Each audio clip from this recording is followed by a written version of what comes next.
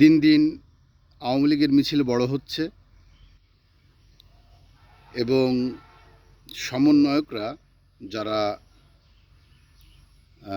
জুলাই আন্দোলন করেছিল তারা আতঙ্কিত হয়ে পড়ছে।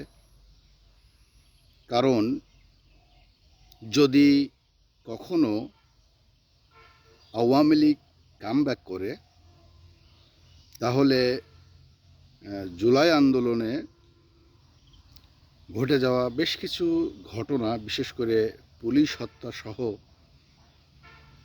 জুলাই আগস্টের পরবর্তীতে সারা দেশে অনেক জায়গায় আওয়ামী লীগের নেতাকর্মী মারা যাওয়ার বা হত্যার ঘটনা বিভিন্ন মিডিয়ায় এসেছে।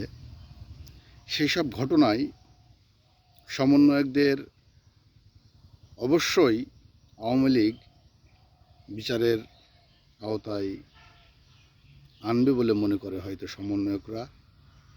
এই কারণেই তারা বারবার বলছে যে আওয়ামী লীগ নিষিদ্ধ করতে হবে। এটি তারা আতঙ্কিত হয়ে বলছে বলে অনেকেই মনে করছেন। কারণ